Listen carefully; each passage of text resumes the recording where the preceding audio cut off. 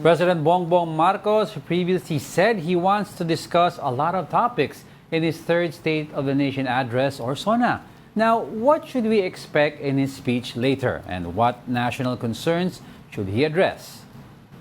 To answer this, we have political analyst professor, or rather president and CEO of Political Economic Elemental Researchers and Strategist, or peers. We have Edmund Tayao on the line. Magandang umaga po sa inyo. Magandang umaga sa ating mga napakinig. Thanks for joining us po today. Siyempre, unang tanong po natin sa inyo, ano po yung assessment ninyo dito po sa second year actually ni PBBM sa Malacanang? Well, actually, if many of the priorities of the government, no, I think okay naman ang naging performance. So much of it has not been quite discussed in the media, like, for example, streamlining of government. No? But if you can remember, the very first thing that the president did when he assumed office was to issue this a circular, instructing heads of agencies to be the ones who share in their own officials, their own underlings. Siyempre, ang appointment sa kanya pa din manggagaling, but just the same, it's the direction is towards every agency organizing itself. Of course, the much publicized is our re-strategized or reconfigured approach to addressing the problem in the West Philippine Sea, engaging our counterpart China. Many are, of course, trying to use this as a partisan issue, but to my mind, it's quite clear. Sa akin, hindi nga dapat ginagamit na partisan dito to kasi security issue ito, no? Yes. So this is also something that I'm quite certain the president is going to mention, in this SONA. And last but not the least, I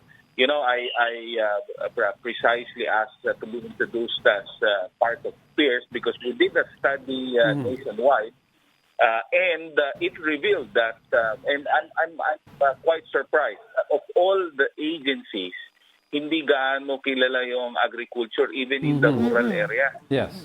Pero ngayon, ang mga respondents namin kilala yung agriculture. And what's surprising is that it's not the head of agency who is popular. It's the programs of the department which is popular. And again, this has not been quite covered by the media. So let's see what the president is going to say in this particular regard. Yes, speaking of what he might say later, what do you expect him to address given most of the surveys have seen a drop in his numbers, and particularly if you ask the respondents ano yung issues nila, a lot of them or most of them, majority of them, complained about actual prices of food. Although yung prices natin, inflation, medyo bumabagal for some aspects, pero yung food basket natin sa loob ng inflation wheel, medyong mataas pa rin ang presyo. So, do you think he will tackle this moving forward? I'm sure the president is going to mention something about it, because it's one of his priorities. But let me let me get back to you on those supposed survey numbers. Pag tinignan ninyo yung numbers, ang nakalagay doon 4% plus or minus margin of error for the whole country, 2% towards Metro Manila. Now, I don't want to go technical here, but I'm quite I don't know. I find it unusual to say there's a significant drop when there's a 5% drop compared to his March approval rating. Not to mention, of course, that in the midterm, usually ang presidente pagka midterm, talagang any president usually hit 50%, even 40% approval rating. And so I'm inclined to think that this is still quite good. Not to mention, of course, that when you're president, all eyes are on you. It's not in the vice president. It's not on the Senate president or not in the House speaker and so on and so forth. And so whatever you do, there will always be movement in numbers. Now, as far as inflation is concerned, it's best to ask an economist in this regard because the way I see it, this is not just a domestic issue. This is a global issue and which has been quite problem the whole time. No? Hindi lang dito sa presidente na ito problema natin yung inflation. Yes, that's right. Lalo na pagka nagpa-fluctuate ang presyo ng langis. Alam mo, ang bottom line dito sa atin, hindi tayo kasi producing economy. Yes. We're a consuming economy.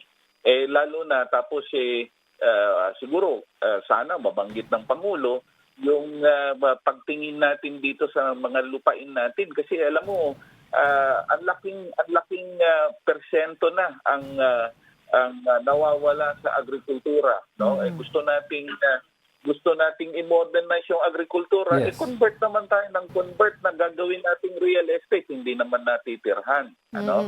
So in other words, as a capital requirement, no? Land is quite fundamental and the government really has to zero in this regard. Lastly, yung rice tariffication. Yes. Babanggitin yan for sure, no? Ang tanong, nakakarating ba sa mga farmers Exactly. yung That's right. programang yan, no? Nakita na natin yan, ilang taon na yung rice tariffication na yan, mukhang iba ang nakikinabang, ano? So, tingnan natin mabuti. Magaganda yung mga pulisya. Alam mo, yan ang problema natin palagi dito sa Pilipinas. No? Implementation. Implementation. No? Maganda yung tawag dito, intention, pero pagdating sa implementation, naiiba bigla. Sir Edmund, this is going to be the first SONA of PBBM na hindi po pupunta ang ating Vice President, si Vice President Sara Duterte. Do you think na magkakaroon po ba ng counter SONA si Vice President after this? Like what former Vice President Leni Robredo did before during the Duterte administration? That's a possibility, no? But, I don't really see the Vice President as, the usual politico who's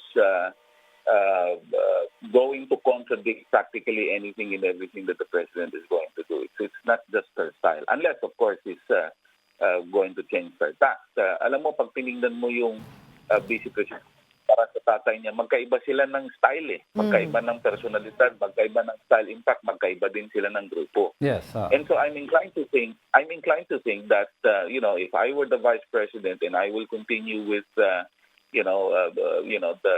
style that I've been popular with, I will remain objective, and by objective means I can be a critic, but a constructive critic in that regard. Kasi ang problema natin sa politika natin, hindi natin naiintindihan na ang politika tungkol sa polisiya. Yes. Ang intindi natin sa politika natin, puro personalidad. Kasi wala naman tayong mga tunay na political party, kaya hindi programa ang pinag-uusapan. That's right. Oo. Ngayon, kung meron tayong hindi gusto sa galaw ng gobyerno, sa polisiya ng gobyerno, magsulong tayo ng alternative. Para sa ganun, magkatulungan tayo. Ayaw mo pala nito, anong mas maganda? That's right. At magbigay ka ng alternative. Hindi yung sasabihin mo, ayoko sa'yo kasi ayoko ng hairstyle mo. Hindi naman tama yun. Yeah, right. Overall po, ano pong grado mabibigay nyo sa second year ni Pangulong Bongbong Marcos, 10 being the highest? I don't think the president has been perfect. I don't think any president has been perfect. But so far, it's been the policies has been quite good, no? So I'm inclined to give him 7, no? But again, it's 7 because there's so much more to be done. Right. Correct. All right. On that note, maraming salamat po sa inyo, political analyst Edmund Tayao. Thank you so much.